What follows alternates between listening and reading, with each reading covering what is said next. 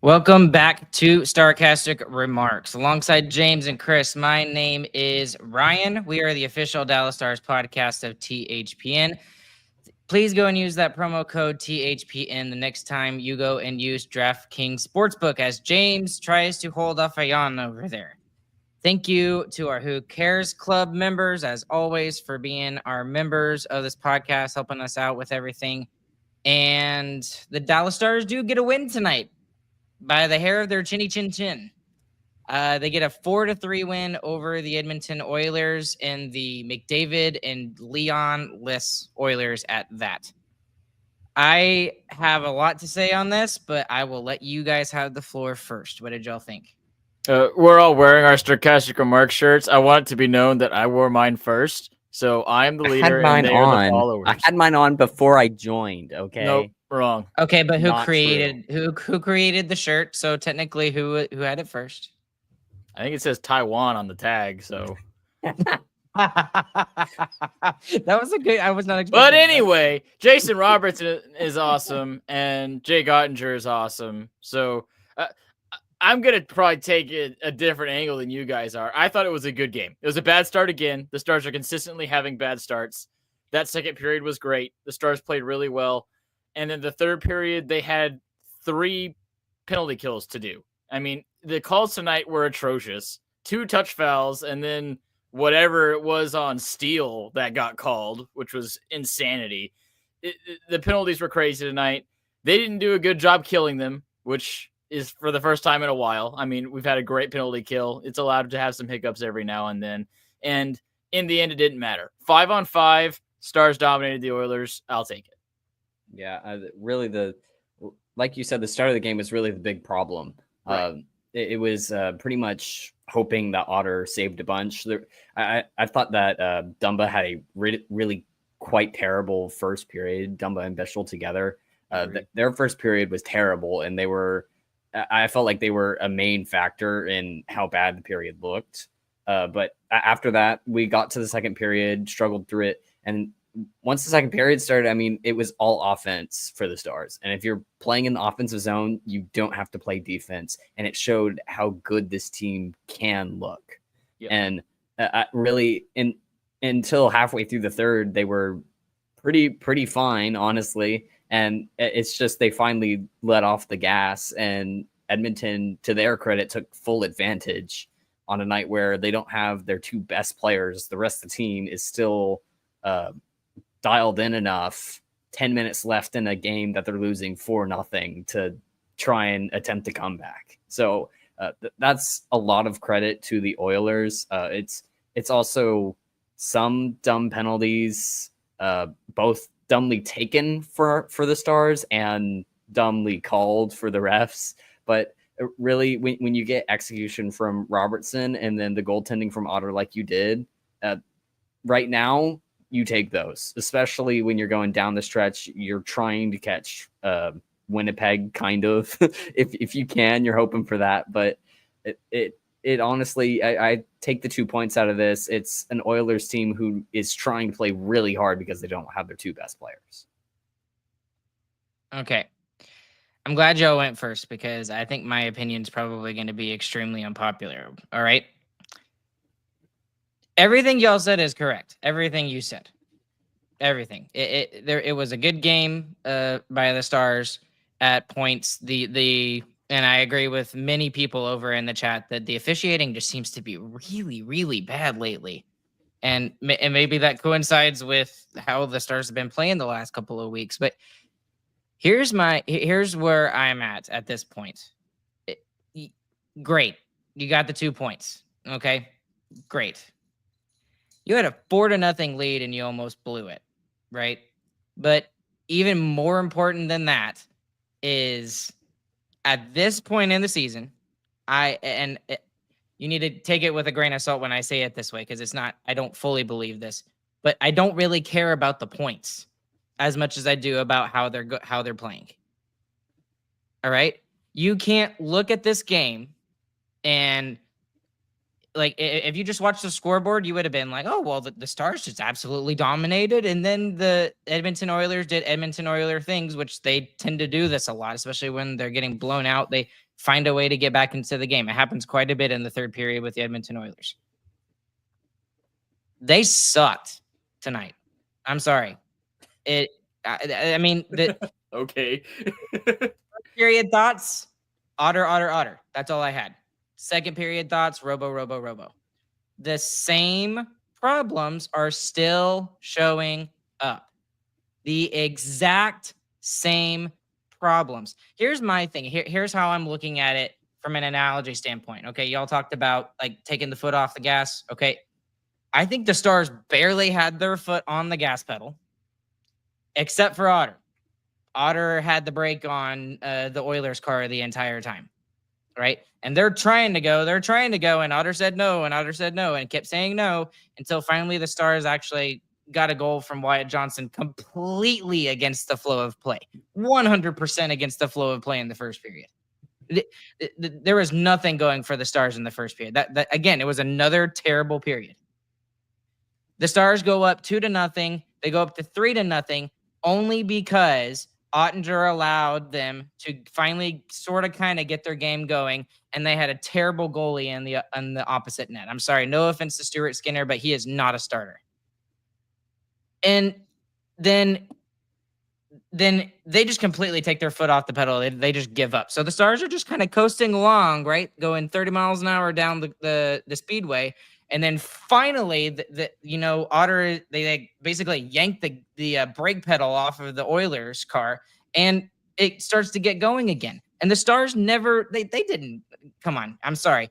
They did not put much effort into this game. There was not enough compete in this game tonight.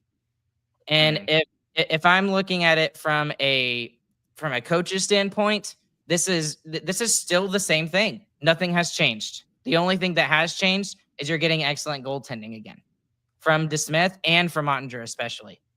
So it's a very unpopular opinion probably across Stars. Well, it's just pretty clearly untrue. The second period, that's not the case. The Stars played the entirety of the second period in the Edmonton zone, and they really controlled the offensive play there. The forecheck was fantastic in the second period. I agree the first period was really bad. The first period sucked. 100% agree. Only reason we were there was Otter.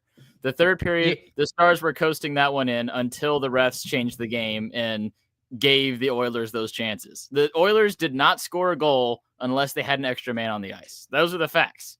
So, yes, the first period, that was because of Otter. The last two periods, it was because the Stars were outplaying the Oilers. Yeah, I highly disagree with that at all. The other thing is the goals that the Oilers did score. One was a pretty lucky bounce off the backboards. The second one was an absolute snipe from Adam Henrique, that was his 10th goal of the season, by the way. 10th goal, and it was a snipe. He placed that thing. He's only got 10 goals? He only has Adam 10. Henrique? Really? Yes. Okay.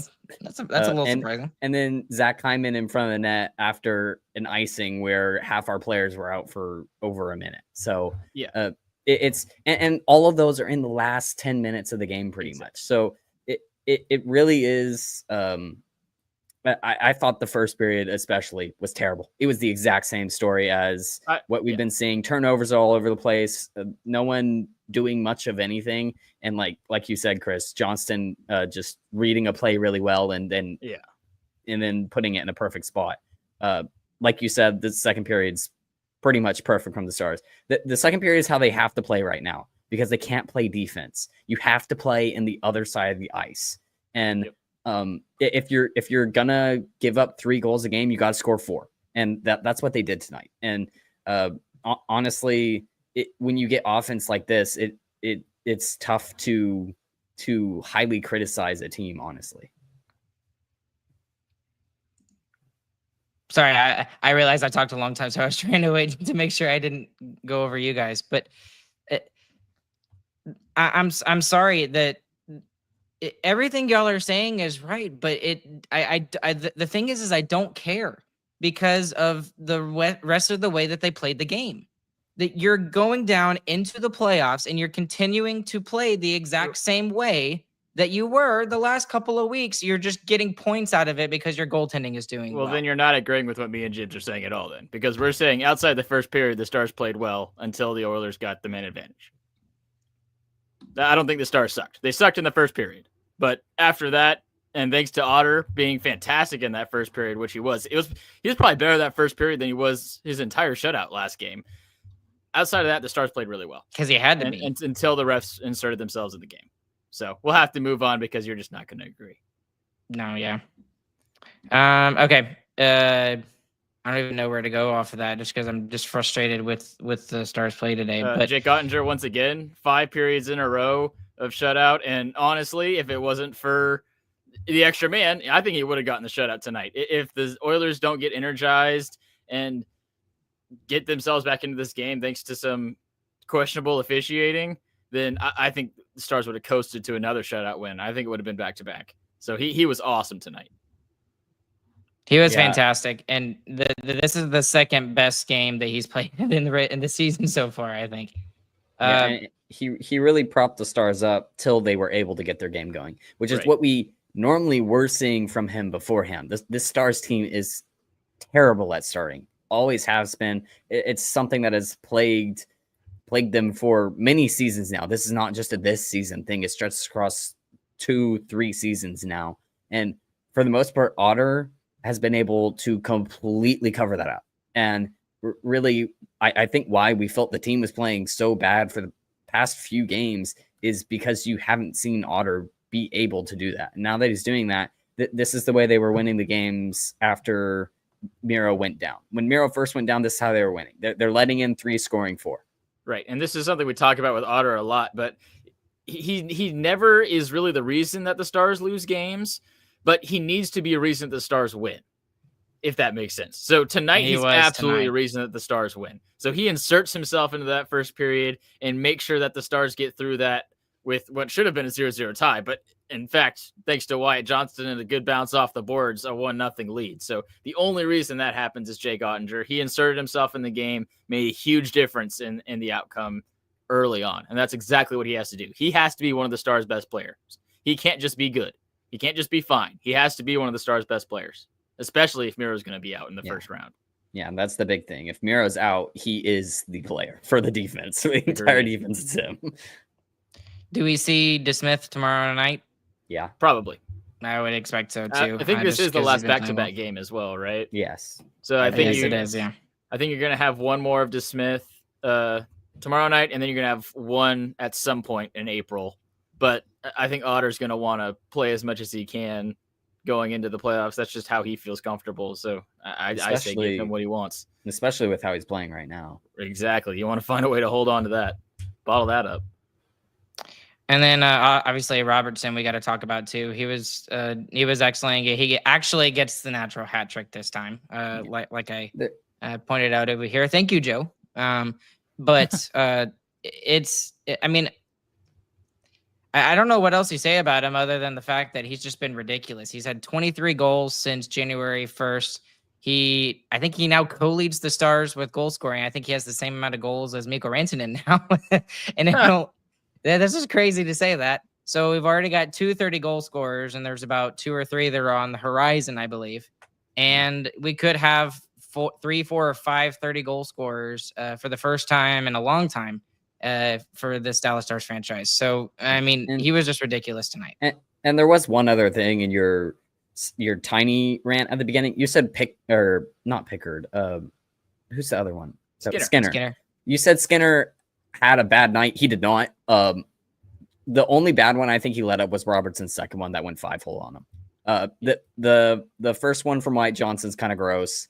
The second goal, which is the first one of Robertson's, was a just stupid tic-tac-toe cutting up the defense from the first line, who really came alive in that second period. And the third one's a perfect tip as far away from Skinner as possible on a power play, on a 5-on-3 nonetheless. So really, it was great shooting from Robertson. Maybe a little lucky on the second one, but it was a quick shot. So and he's just, like you said, on fire. And him and Wyatt are the best since it's been like the last 2 months. They have like the most goals high. Yeah, in the league. Yeah. Yeah.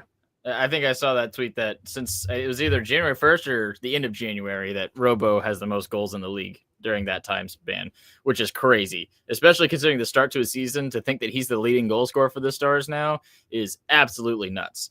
I think another really important thing to point out with how the first line played tonight is that it was more Robo and Rope, like feeling that connection and taking advantage of their chances like normal instead of trying to get the puck to Rantanen and trying to defer to him and stuff. And I think that's going to be super important, especially as Rantanen has had a slow start with Dallas, is like you just continue your consistency with what you know.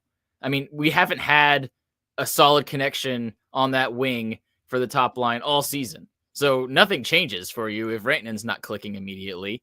So Ryan keeps flipping these cameras and it's confusing me. Sorry. But Sorry. Just keep doing what you're doing, and eventually Rantanen's going to be able to catch up. Is my theory, at least. And that's what was so annoying when Rantanen first got on the team is they just kept trying to pass it to him over and over again. It's like y'all were on fire before he got on the team. Just keep going. And now hopefully they see Robertson has a hat trick in this game. Y'all shoot as well as Rantanen does. Just go. And now one point I think Rantanen does need to get more involved in is on the power play, because they're still playing the power play the same way they played before Rantanen. They need to be looking for that one-timer. That should be the goal of the Stars power play now. And if it's totally they're just sending two guys there or they're just leaving someone on him on the faceoff like they did with Ovechkin, sure, then you switch back and you shift into that kind of get interior power play style. But if they're leaving him open like they did tonight multiple times, you need to be looking to get that puck into his wheelhouse and let him unleash that one-timer, because it is lethal. That needs to be the focus of power play unit number one, in my opinion. So before I ask a question here, now I wasn't saying that Skinner was bad tonight. It's just that he is nowhere close to the same level as Jake Oettinger. Just my personal belief. I mean, if y'all want to disagree with me there, that's fine. But no, I'm disagreeing. Stuart Skinner's great. No, well the quote you said was that he's not a starting goaltender in the NHL, and arguably he's been very, very good for them. Yeah, better than they've had in the past 5 years, at least. That's for sure. Yeah. Okay. That I can agree with that. There you go. I can agree with that for sure. He's a very good goaltender. Okay. So the other thing I would ask is mostly about Rantanen, because this is just something that popped off the top of my head while y'all were talking.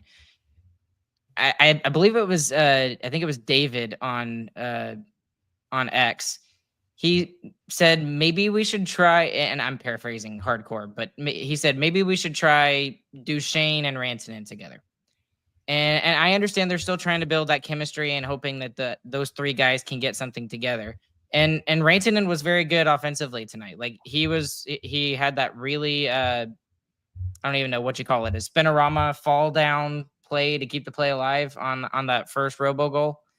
And he was, he was forcing turnovers on the forecheck and stuff like that. Yep.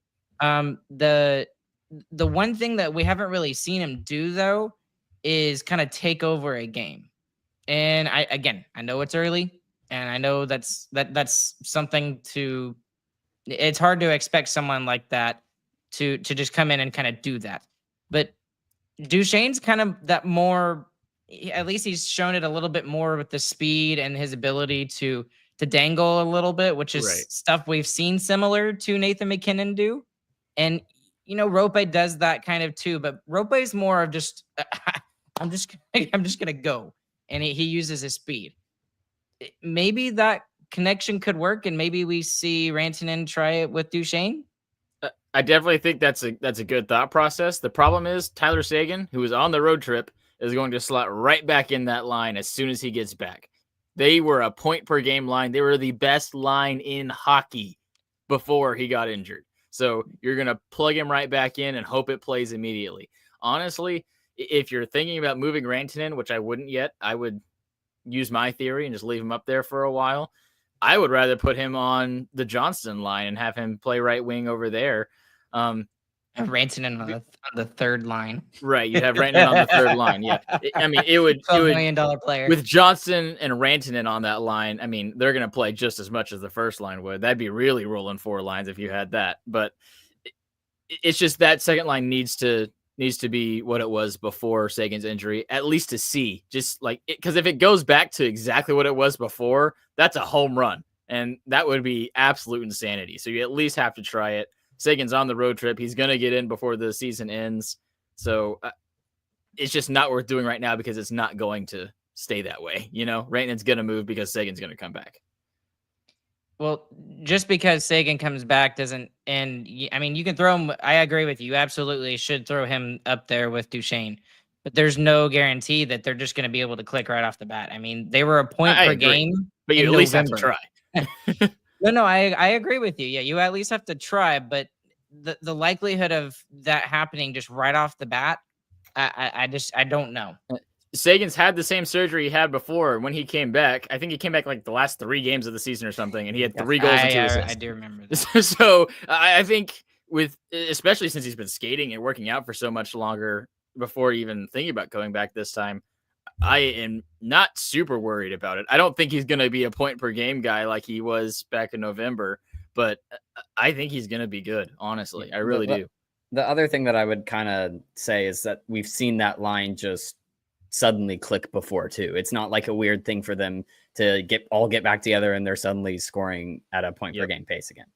Because they've had injuries like that. The guys have come back and then they have huge nights. So yeah, I'm really excited for Tyler Seguin. That's a bigger thing to talk about. It is Wednesday night, so why not talk about it? Like Tyler Seguin coming back to this team could be even bigger immediate impact than Rantanen has made.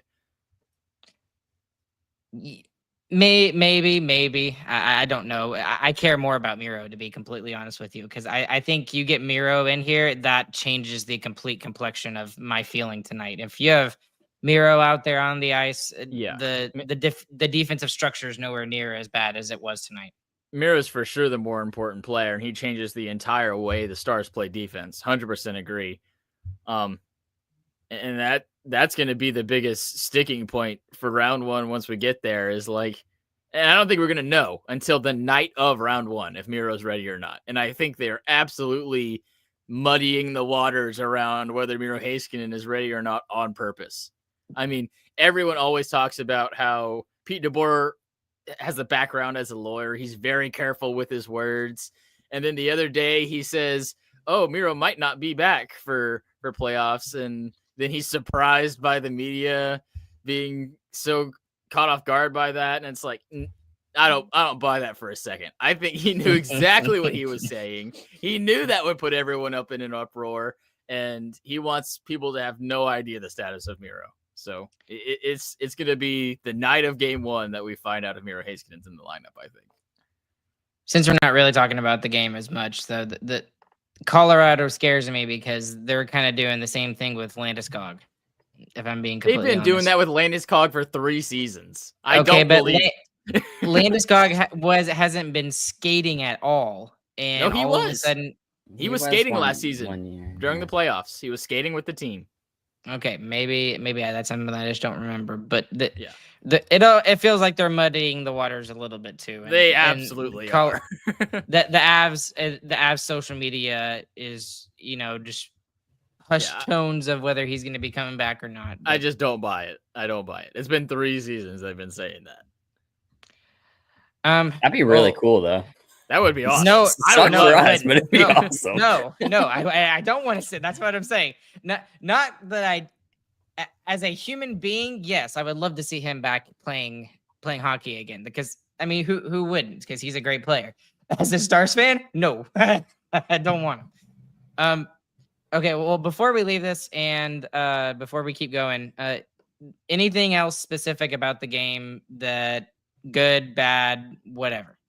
Just the starts. I mean, James already said it, but I want to hit it a little bit more. Like the start of the game has been a problem for years for this team. It's been especially bad the past 3 weeks for whatever reason. And it's been especially bad in playoff series. They start playoff series bad as well. So they always lose game 1. Exactly. So I don't know what it is, but it's got to be a focus for these guys. They got to find a way to come out swinging. Hey, just Send Ben out there, drop the gloves right off the bat, get people into it. Something's got to change to get these guys into the game immediately, because if Draisaitl and McDavid are in here, I think it feels a lot different in that first period. Doesn't matter how outstanding Otter is. Yeah, this was definitely one that you have to win when Draisaitl and McDavid are both out. You can't afford to lose a game like this. It feels really bad. The other thing that I will say is that I think the key to having better starts is getting your offense going early. And that is something like in the second period, the defense looked great because they didn't have to play. So I really think that should be a big key to it right now too. If you have to dump and crash and chase right now to start the game, do that. But they're turning the puck over early, and they should have gotten scored on many times before Johnston even had a chance.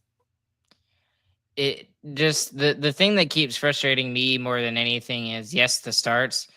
I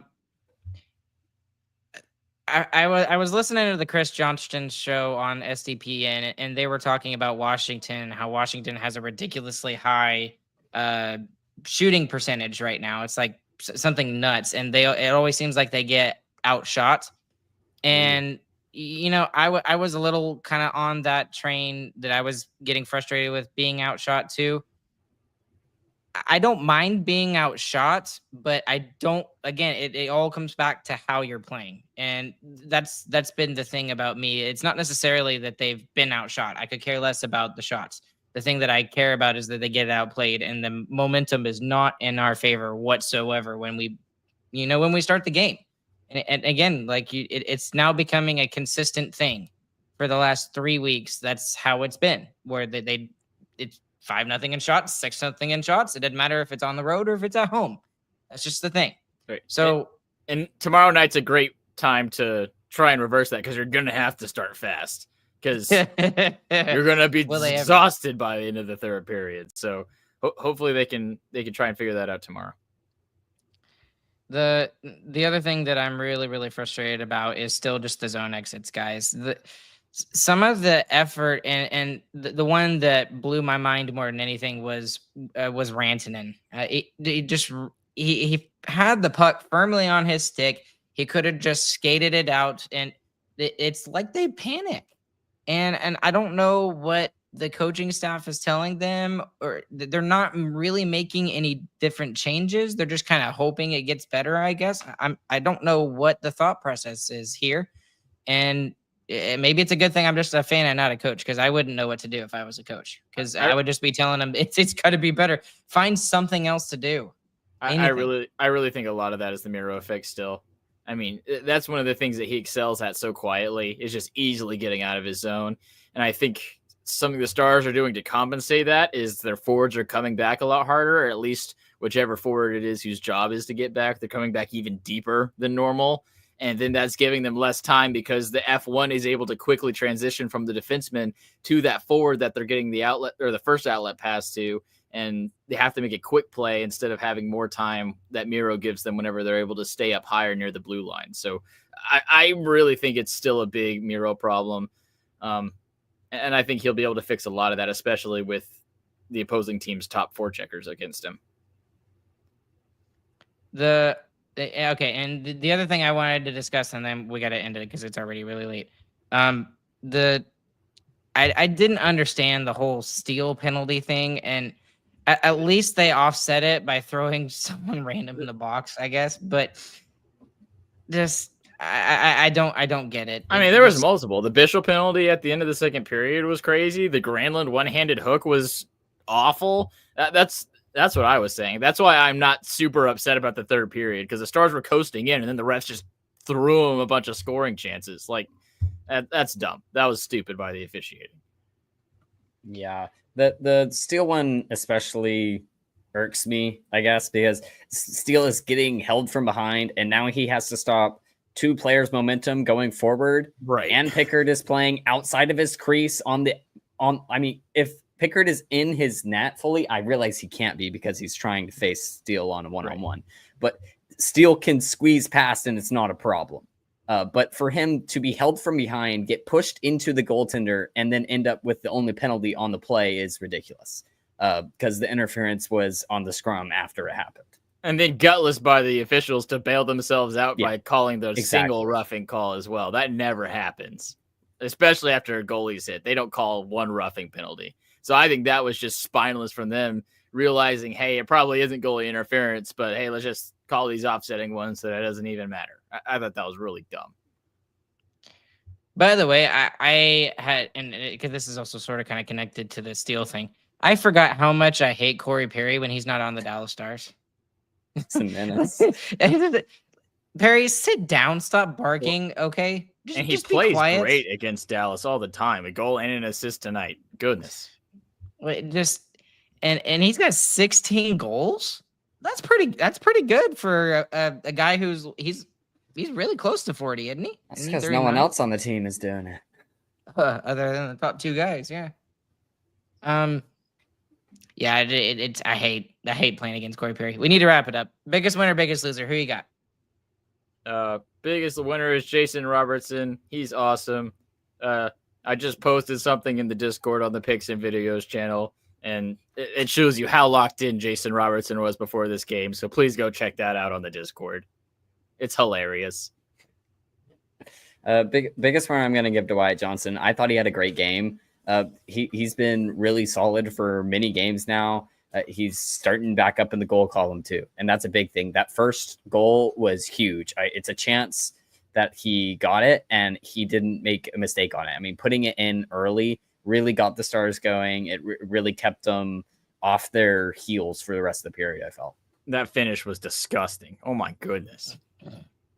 Yeah, the finish was disgusting. I guess y'all left me the softball, so I'll hit it. It's Jake Oettinger. Jake Oettinger has, I don't know what he's done different the last two games.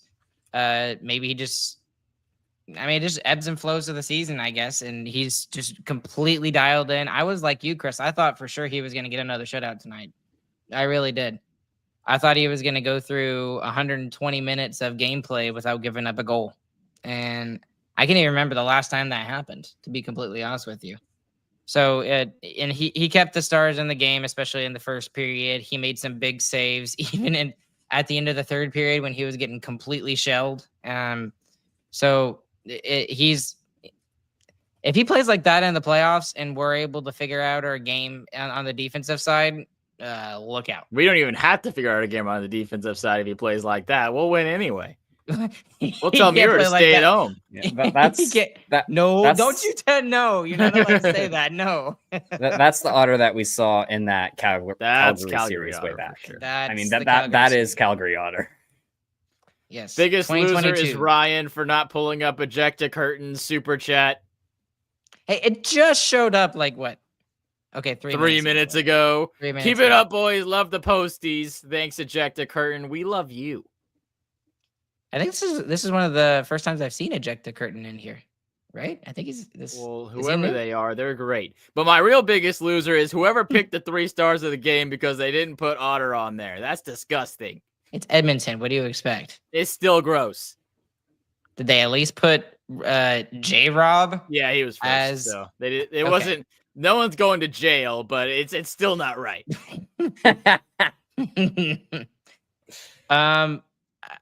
By the way, the TNT was saying J-Rob instead of Robo. Have you ever seen J-Rob anywhere? TNT said a lot of stuff tonight. They made it up. Okay, I'm glad. They like doing that. Just call him Robo. That's what everyone calls him. Okay, James, who's your biggest? My biggest loser is the refs, particularly the last 2 calls. If you're gonna call goalie interference, it's goalie interference. If you're gonna call anything else, it's anything else. By the way, quick side tangent. I hope Stuart Skinner is okay. I really do. That looked. It was not intentional by Rantanen, but that looked nasty. I really do hope he's okay.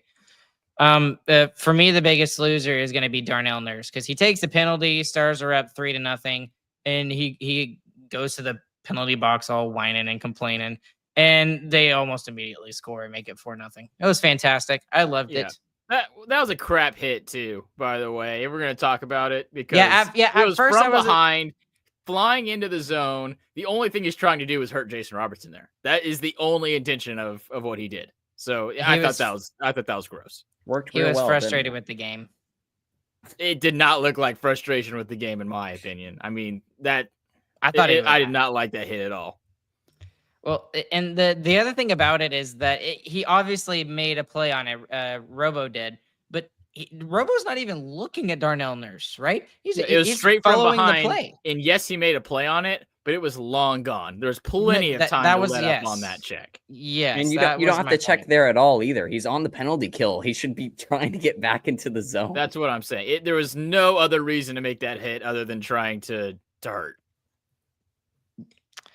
Well, I think that's gonna do it for us here tonight. You got anything else? Nope, that's pretty good. I think we did a good job. Eject the Curtain thinks we did a good job. Yes, thank you, Eject the Curtain. Appreciate it. Thank you guys for following along with us live. I am so tired. There's even more of you that are listening afterwards. We appreciate you guys as well. Thank you to DraftKings Sportsbook. The Pick 6 option is brand new with them. Promo code is THPN there.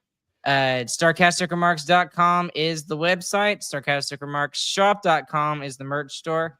Please join the Who Cares Club if you would, if you enjoy our content here. We'd appreciate that.